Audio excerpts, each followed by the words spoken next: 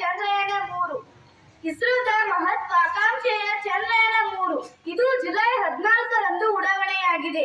July 14 ಮಧ್ಯಾಹ್ನ 2:35 ಆಂಧ್ರಪ್ರದೇಶದ ಶ್ರೀಹರಿಕೋಟಾದಿಂದ ಚಂದ್ರಯಾನ-3 ನಭಯಕ್ಕೆ ಯಶಸ್ವಿಯಾಗಿ ಹಾರಿದೆ. ಇದು 23 ಆಗಸ್ಟ್ 2023ರ ಸಂಜೆ 6:04 ಚಂದ್ರನ ಕಕ್ಷೆಯ ಮೇಲೆ ಇಳಿದಿದೆ. ಇದರ ಒಟ್ಟು ವೆಚ್ಚ 615 ಕೋಟಿ ಎಂದು ಅಂದಾಜಿಸಲಾಗಿದೆ. ಭಾರತವು ಚಂದ್ರನ ಮೇಲೆ ಯಶಸ್ವಿಯಾಗಿ ರೋವರ್ ಅನ್ನು ಇಳಿಸಿದ 4ನೇ ದೇಶವಾಗಿದೆ.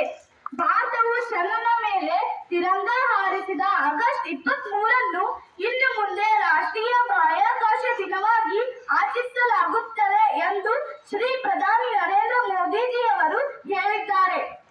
ನಾನು ಈ ಚಂದ್ರಯಾನ-3ನ್ನು ಕಾಗದದಿಂದ ಮಾಡಲು 5 ಗಂಟೆ ತೆಗೆದುಕೊಂಡಿದ್ದೇನೆ.